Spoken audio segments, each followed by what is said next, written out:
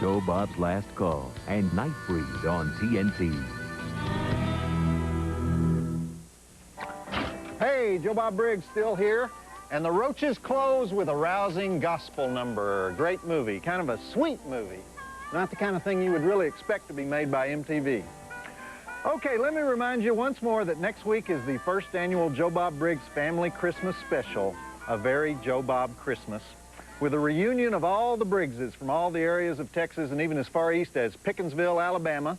We'll also have the Joe Bob Briggs Tabernacle Choir, which is several of Rusty's lovely friends, so I'm looking forward to that. All this in the only Christmas movie with a monster that gets killed in a blender. I'm talking Gremlins, and we'll follow that with more pets, the cowboy alien mafia comedy Pet Shop. Okay, it's time for exploding monsters, throat slashing, bimbo staking, head hacking, guy cutting off his own face, whimpering mutant E.T. dog that turns into a little girl when it's taken out of the sunlight, heads roll, mutant foo, flamethrower foo, earthquake foo, 3 stars. Check it out and we'll be right here. Clive Barker. Clive Barker's idea of a great time is to have a nightmare about a woman with 3 heads and no skin who flays your body with a pitchfork. That's Clive. I'm inviting him to my next party.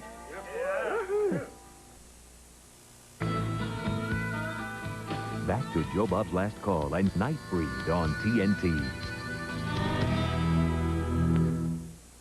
Okay, while Craig Sheffer arbitrarily changes from man to beast to man and the psycho priest makes his hand bleed, it's time for Joe Bob's Advice to the Hopeless with something else that changes nightly, the TNT male girl uniform. Come on over here, Rusty. All right. Oh, man, Rusty, I think we should make this the permanent male girl uniform. Wow.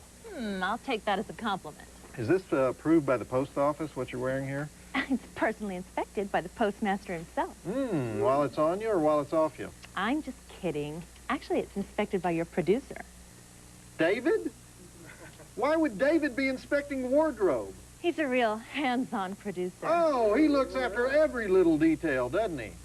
He even takes Polaroids to make sure the male girl outfit will look good under TV lights. What a dedicated professional David is. Good grief. It's a joy to be working under him. Okay, I don't want to hear anything else about David.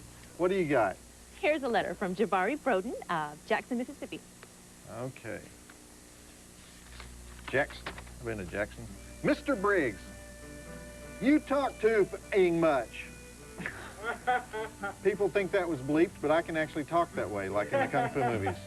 You talk too much. People want to watch the show a whole lot more than they want to listen to your forbidden TNT word, forbidden TNT word, forbidden TNT word talk. Jabari Broden, Jackson, Mississippi. Let's see. I can't say any of these words on TNT. I guess he or she is Jabari. Is this a he or a she? I guess when Jabari says the show, Jabari means the movie, because that's what we're going to the show, right? But let me just point out, Jabari, that I may be this first thing that you called me here in the letter, but I'm not the second thing. And if I am the second thing, I'm not the third thing. And I may be the third thing, but I'm not the first thing. Why did you bring me this? I can't even read this on the air. I like these kinds. Yeah, I know you do. Well, anyone. Try this one. It's from Anthony Cafiero from Mullen, Idaho. Anthony Cafiero, Italian guy. Joe Bob, after watching Monstervision and Last Call for quite a while now, I decided to write to you. You just read a letter from 2 fat girls that the newest male girl brought to you. Remember that? Lately, I have been only watching your segments after the commercials for your excellent insight and advice. The movies have been lagging big time. I tried to watch The Nutty Professor, but just couldn't do it. And this Sleep Sand thing, I think he's talking about Sleepwalker or The Sandman. What was that thing called? Anyway, that thing is really bad. But I see from the website, now I know you think I'm a geek, and you're correct, that you have some good ones coming up in the coming weeks. So I guess what I'm trying to say is see if you can stay on longer and maybe cut out more of these dumb flicks. The plots won't suffer, and make more fat jokes, and keep the new male girl if you can. By the way, I am fat. Later, Anthony Cafiero, Mullen, Idaho. Okay, good letter. Positive letter on Monstervision for a change. Appreciate it, Anthony. Have you ever been fat, Rusty? You shouldn't ask a woman that. But we're friends. I can ask you that. Oh, I felt a little overweight. Proving my point that that's what I was saying in that original show. Everybody thinks they're fat. So let's get over it, okay? What do you mean, everybody? I mean that if you think you're fat, then the whole world is fat. I don't get it.